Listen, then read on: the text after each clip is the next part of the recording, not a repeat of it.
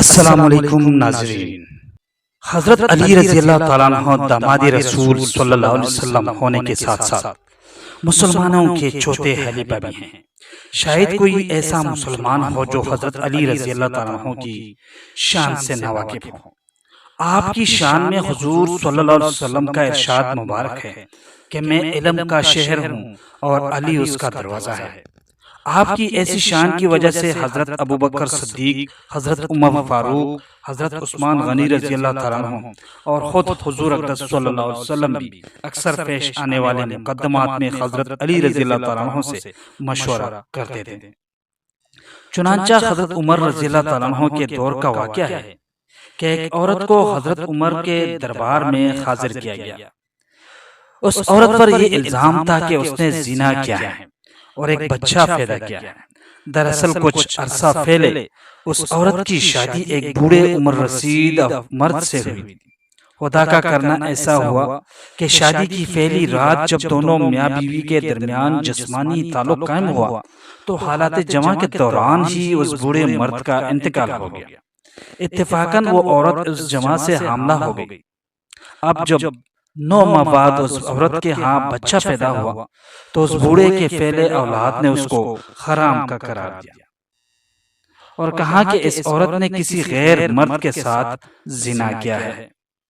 وہ لوگ اس عورت کو پکڑ کر حضرت عمر فاروق رضی اللہ تعالیٰ عنہ کے پاس لے آئے اور اس پر زنا کا الزام لگا دیا۔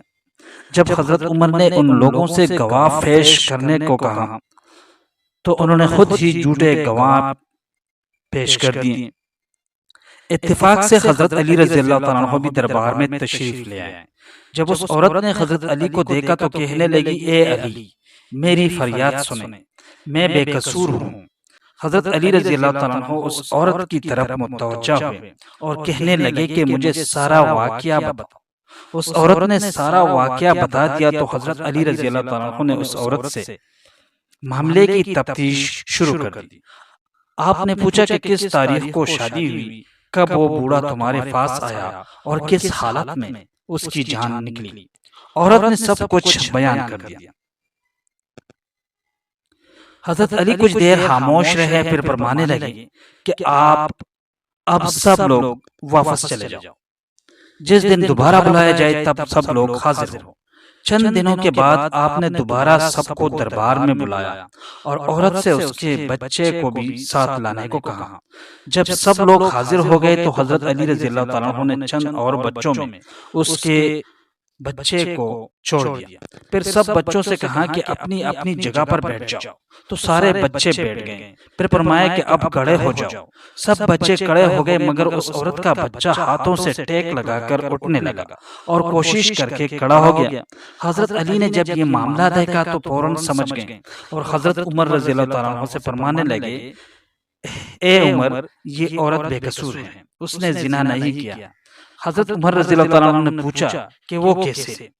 تو آپ نے فرمایا کہ یہ بچہ بوڑھے خاوند کا ہے جو بوجہ ہاتھوں کو ٹیک لگا کر کھڑا ہوا ہے، اسی بوڑھے مرد کی تولید سے بنا ہے اور بوڑھی طاقت لیے ہوئے ہیں۔ یہ سن کر حضرت عمر فاروق رضی اللہ تعالیٰ عنہ نے اللہ اکبر کا نعرہ لگایا اور اس عورت کو رہا کر دیا۔